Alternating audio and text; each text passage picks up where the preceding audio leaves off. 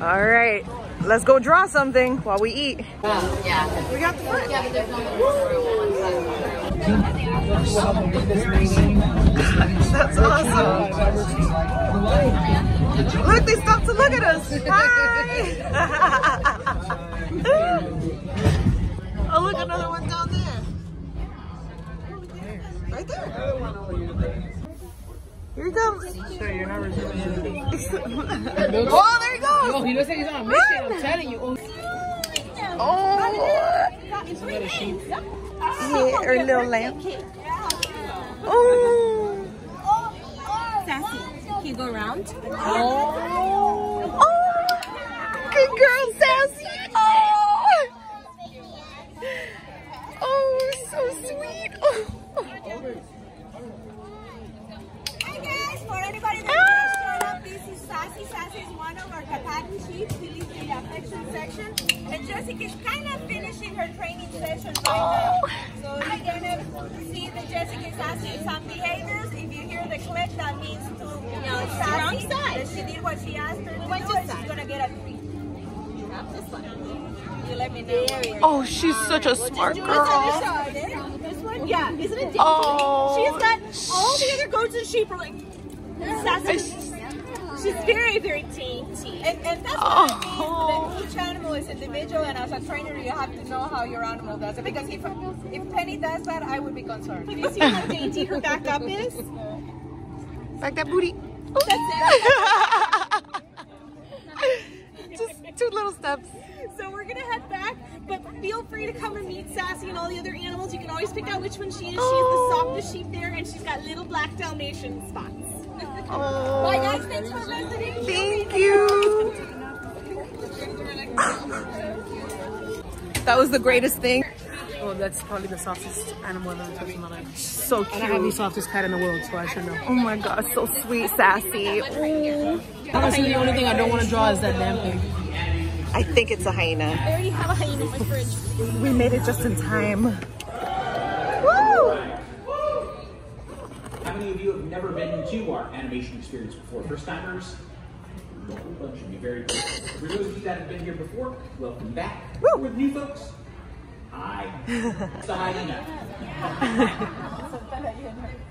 So we're drawing the hyena today. Well, you can get started and add some features like eyes.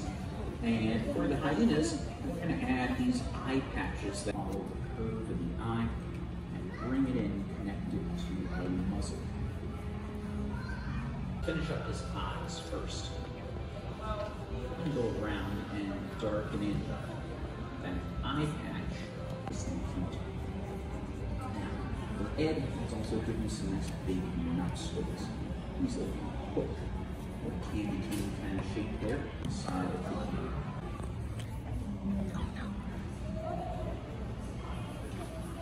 Along the side of his head,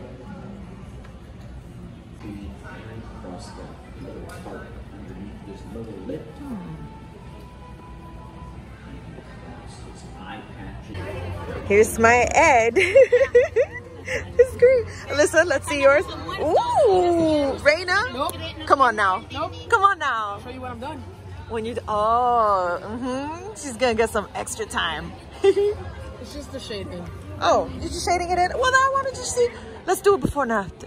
Before and after. Let me see. Here you go, bro. Ooh, yes. Ooh, it's good though.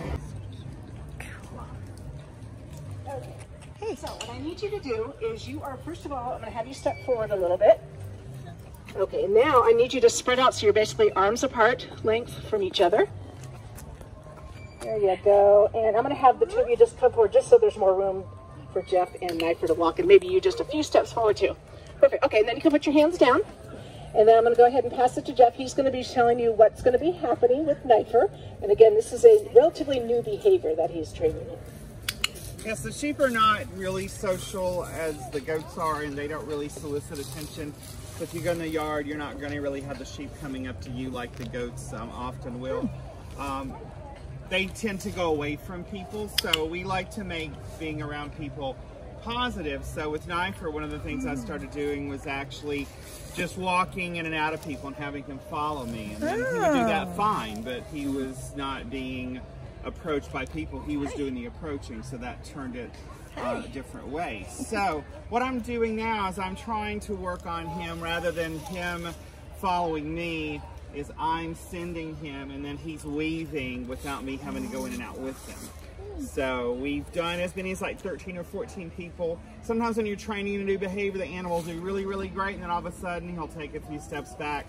So then we'll take a few steps back. So I've had all different ages out here, but I want to get him a little bit back on track. So you're just going to basically stand, and I'm going to see if Knifer will weave around you without me having to send him. I first started sending him around each person individually. Now as I walk, what he should do is weave in and out on his own. So we're going to start on this end down here, and to see how he does. We haven't done this in about 4 days now. I was off on my weekend. So Jeff is going to ask Knifer to do is basically weave in between our guests. All of our animals, or most of our animals now in affection section, do know agility course, so they know how to do a weave pull, but he's kind of doing a little bit different now. It's like he wants to hang next to me for some reason all of a sudden. So he is being trained to go around people, and then back to Jeff, but then weave around the other person.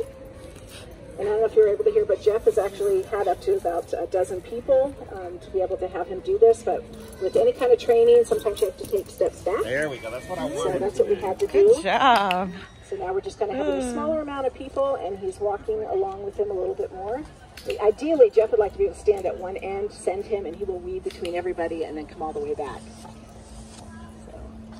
So, it takes a lot of patience with the animals, and sometimes they may just have an off day and just don't feel like working. Oh, that was good. Yay! So, sometimes as a trainer, you're like, he did really good, I'm going to try it one more time. And then the animal sometimes doesn't do as well. So you know what I'm going to do? I'm going to stop right there because that was great. That's the best one he's done. Ends on a high note. Yeah, we always like to end on a good So note. sometimes you have to take steps back. It doesn't mean you're a bad trainer. Sometimes you're thinking, oh, what am I doing wrong? Why am I not, why is the animal not understanding?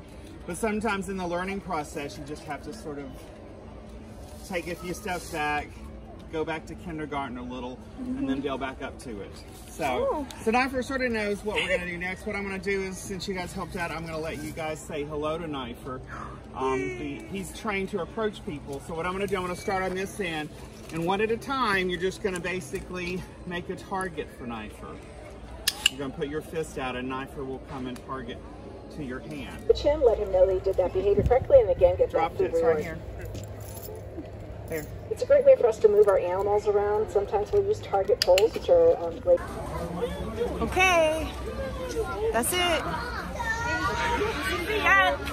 Bye. Bye. Thank you. Thank you for watching.